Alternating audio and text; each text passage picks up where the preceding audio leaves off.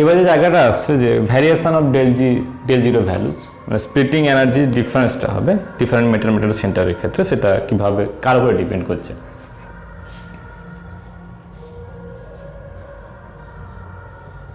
Del zero ভ্যালুজের কি আছে না ডিফারেন্ট ডেল জিরো ভ্যালু কোথায় কার কার উপরে আসছে সেটা করব। তো এর জন্য যেটা জানতে হবে যে ডেল জির যে স্প্লিটিংটা এসেছিল, স্প্লিটিংটা স্পেসিফিক্যালি কার জন্য এসেছিল না, স্প্লিটিংটা এসেছিল কার জন্য সেটার জন্য আগের একটুখানি কথা বলে নিই। যেগুলো ছিল অ্যালং অ্যাক্সিস বরাবর ছিল, মানে d x square minus y square ছিল, x y x dash y dash এই বরাবর যারা ছিল তাদের ক্ষেত্রে, বা এই যে ডি জেড স্কোয়ার ছিল, যখন লিগেন্ডগুলো অ্যাপ্রোচ করছিল, আচ্ছা এটা ওয়াই স্কোয়ার, যখন লিগেন্ডগুলো অ্যাপ্রোচ করছিল কোনো একটা এল লিগেন্ড এরকম বরাবর বা অ্যাক্সিস বরাবর যে কোনো, তখন কী করছিল না লিগেন্ডের সঙ্গে লিগেন্ডের যে ইলেকট্রন ডেনসিটি আছে তার সঙ্গে মেটালের যে ইলেকট্রন আছে, মানে কোনো একটা +3 ক্ষেত্রে হলেও তার তো কিছু ইলেকট্রন এখনও আছে, সেই ইলেকট্রনের সঙ্গে যে রিপালশনটা হচ্ছিল তার জন্য এটা স্প্লিটিং হচ্ছিল। কি হচ্ছিল না যেগুলো আগে যেখানে ডিজেনারেট 5টা ডিজেনারেট এনার্জি লেভেল ছিল, এখন ঠিক সেই জায়গাতেই দুটো অ্যালং অ্যাক্সিস ছিল, x square minus y square, আর ওটা ডি জেড স্কোয়ার আছে জেড অ্যাক্সিস বরাবর, তো ওটার মধ্যে বেড়ে যাচ্ছিল। আর বাকি তিনটে যেগুলো বিটুইন অ্যাক্সিস ছিল এক্স ওয়াই ওয়াই জেড আর জেড এক্স, তারা একই এনার্জি ছিল, বুঝেছি। এবার যেটা কথা না সব জায়গায় এই যে স্প্লিটিং এনার্জিটা, এদের ক্ষেত্রে এই যে স্প্লিটিং এনার্জিটা সব জায়গায় সমস্ত মেটাল সেন্টারের ক্ষেত্রে তো সেম হবে না, ডিফারেন্ট হবে। তো বলছে যে রিপালশনটা যেখানে বেশি আসবে তো সেখানে এটা বেশি হবে। রিপালশন যদি বেশি হয়, লার্জ যদি রিপালশন হয় তখন কি হবে না del zero value also large হবে। আচ্ছা, এই লার্জ রিপালশন কোথায় আসছে না, লার্জ রিপালশন কোথায় আসছে না যেখানে মেটাল সেন্টারের সঙ্গে এই যে লিগ্যান্ড আসছে, লিগ্যান্ডটা ক্লোজ আসছে, এইখানে এই ডিস্টেন্স, এর থেকে যদি কম ডিস্টেন্স আসে তখন কি হবে না রিপালশনটা বেশি হবে, রিপালশনটা বেশি হবে। তার মানে কি হলো large repulsion del zero value large হবে। কোথায় হবে না যেখানে metal and ligand are in close, আচ্ছা ক্লোজ ইম্প্যাক্ট লিখে দিই, যেখানে ক্লোজ ইম্প্যাক্টে আসবে দুজনের পাশাপাশি আসবে সেখানে আসবে।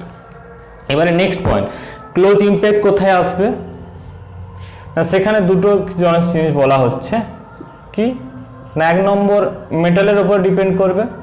মেটাল যদি চার্জ বেশি থাকে, +1 জায়গায় +2 থাকে বা +3 থাকে, তো সে কি করবে লিগ্যান্ডকে মোর টাইটলি হেল্ড করবে, বা মোর টাইটলি হেল্ড করা মানে ক্লোজ আসবে। আদারওয়াইজ বলতে পারো যেখানে চার্জ ডেনসিটি বেশি, এর ক্ষেত্রে বেশি, এই লিগ্যান্ডটাকে মোর অ্যাট্রাক্ট করবে। লিগ্যান্ডটা যদি মোর অ্যাট্রাক্ট আসে তাহলে এখানে কি করবে না স্প্লিটিং এনার্জিটাকে স্প্লিটটা বেশি করবে, মানে এই যেখানে x square minus y square আর জেড স্কোয়ার ছিল ওর সঙ্গে এক্স ওয়াই ওয়াই জেড বা এক্স জেডের সঙ্গে এনার্জি গ্যাপটা বেশি করবে, হয়েছে। ওটা হতে পারে। আদারওয়াইজ হতে পারে কি না মেটাল সেন্টার একটাই মেটাল সেন্টার আছে, কিন্তু লিগ্যান্ড যে অ্যাপ্রোচ করছে সে লিগ্যান্ড যদি স্ট্রং ফিল্ড হয়, স্ট্রং আর কি আছে না উইক, স্ট্রং যার আছে তার বুঝতেই হবে সে হচ্ছে হাই ইলেকট্রন ডোনার, তো তার সঙ্গে এই মেটালের ইন্টারাকশন একই বেশি হয়। দুটো হয় বলা যেতে পারে, এই মেটাল সেন্টার লিগ্যান্ডটাকে বেশি টানছে, সেটা টানছে এক নম্বর। দ্বিতীয় নম্বর কেন বেশি টানবে না যদি প্লাস চার্জটা বেশি হয় সেটা। আর যদি দেখি যে মেটাল সেন্টার একই আছে, একই চার্জ, দুটো মেটাল সেন্টার একই মেটাল সেন্টার, তার ক্ষেত্রে এই লিগ্যান্ডগুলো দেখবো, লিগ্যান্ড যদি স্ট্রং হয় তাহলে সেখানে ক্লোজ ইম্প্যাক্টে আসবে। এবারে বেড়ে যাচ্ছে কি করে না সেটা স্বাভাবিক একটা নিয়মে যদি ধরি যে এখানে এরকম করে ধরো 5খানা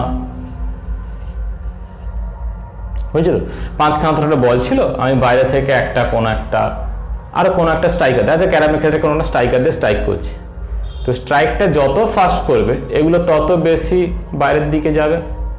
এটা যদি আস্তে মানে এই যে এটা স্ট্রাইকারটা আছে, স্ট্রাইকার যদি স্লো আসে মানে স্ট্রাইকারের সঙ্গে অর্থাৎ লিগ্যান্ডের সঙ্গে মেটালের যে অ্যাট্রাকশন যদি কম হয়, এর সঙ্গে যদি +1 যার অ্যাট্রাকশন হবে তার থেকে +3 অবভিয়াসলি অ্যাট্রাকশন বেশি হবে, তাহলে সে ফাস্ট +3 ক্ষেত্রে যদি বলি লিগ্যান্ড এটা যদি +3 সেন্টার হয় মোর অ্যাট্রাক্ট করবে ফাস্ট, এটা আসবে কিনা ফাস্ট এসে অ্যাটাক করবে অনেক বেশি এদেরকে 3 জন আর 2 জনকে স্প্রেড করে দেবে।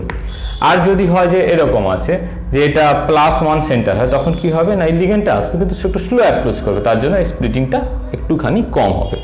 হয়েছে? এবারে কতগুলো পয়েন্ট আছে, হয়েছে?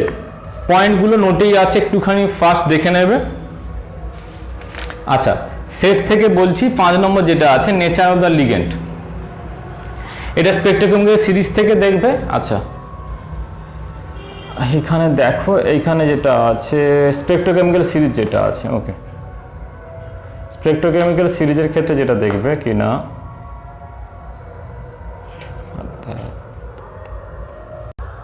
ঠিক দেখাতে পাচ্ছি না, স্পেকট্রোকেমিক্যাল সিরিজ যেটা আছে নোটে দেখবে 5 নম্বর পয়েন্টে এই যেগুলো আছে তোমার CnCO আছে, NH3 আছে, এটা স্ট্রং ফিল্ড লিগ্যান্ড, NO2CH3 আছে, এদের ক্ষেত্রে কি আসবে না ফিল্ড স্ট্রেংথ বেশি আছে মানে লিগ্যান্ডটা স্ট্রং, বুঝলে?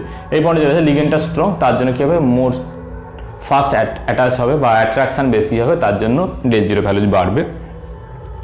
তারপরে এবারে যেটা আছে ফার্স্ট পয়েন্টে চলে যাবে oxidation state of the metal centre, দুটো আছে RuH2O6 আছে আর একটা আছে RuH2O6, একটা 2+, একটা 3+। 2+ এর ক্ষেত্রে দুজনেই এখানে যেটা আসছে না একজনের ক্ষেত্রে যেহেতু বেশি প্লাস এখানে আছে হ্যাঁ 1900 সেন্টিমিটার ইনভার্স আর একটা আছে 28600 সেন্টিমিটার ইনভার্স, অনেকটাই বেশি হচ্ছে +3 ক্ষেত্রে।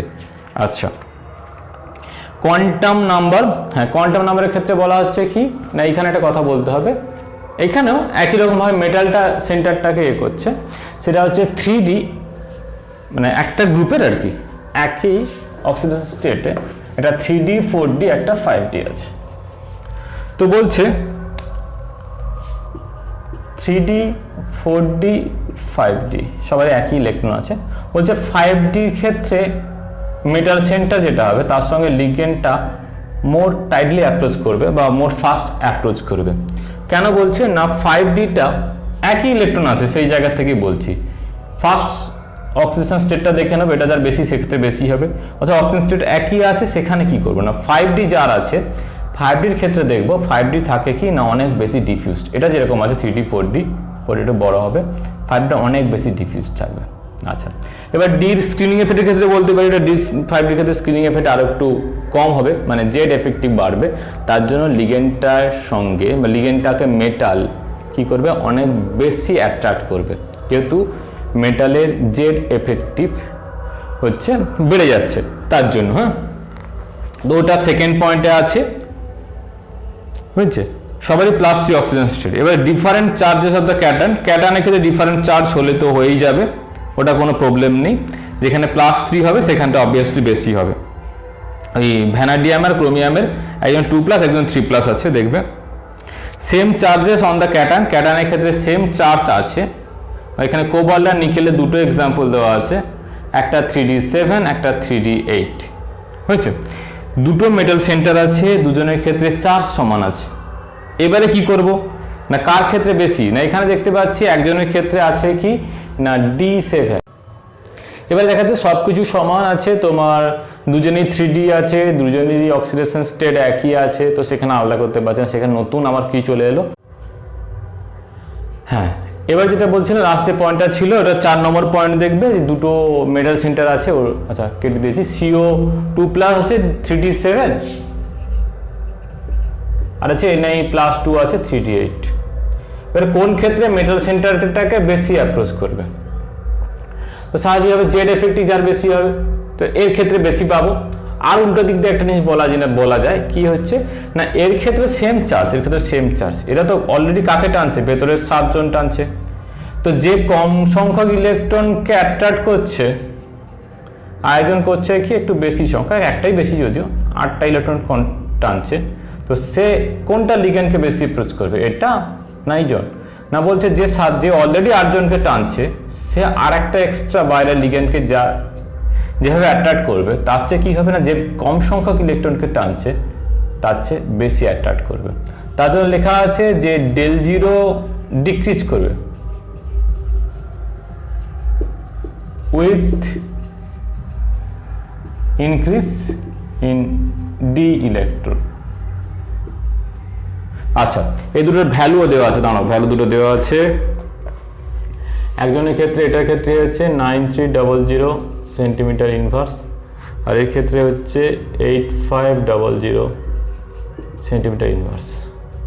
ওকে, কোবাল্টের ক্ষেত্রে তাহলে বেশি আসবে, আর কি হবে না নিকেল 2+ আছে, নিকেল +2 লেখা হয়নি, আচ্ছা সরি, নিকেল +2 এর ক্ষেত্রে সেটা কম আসবে, কারণ যে অলরেডি 8টাকে অ্যাট্রাক্ট করছে আর যে 7টাকে অ্যাট্রাক্ট করছে, তো অবভিয়াসলি যে 7 জন ইলেকট্রনকে অ্যাট্রাক্ট করছে সে একটা এক্সট্রা লিগ্যান্ডকে বেশি অ্যাট্রাক্ট করবে, যে অলরেডি 8 জনকে করছে সে নেক্সট যে লিগ্যান্ড আসবে তার প্রতি অ্যাট্রাকশনটা একটুখানি কম হবে, বেশি কিছু ডিফারেন্স না, মাত্র 800 সেন্টিমিটার ইনভার্সের ডিফারেন্স হয়েছে। বাকি যখন চার্জের জন্য অনেক বেশি ডিফারেন্স হয় সেরকম নয়। 4 নম্বর পয়েন্টে লাস্টে দেখবে del 0 decreases with increase of number of D electron, হয়েছে।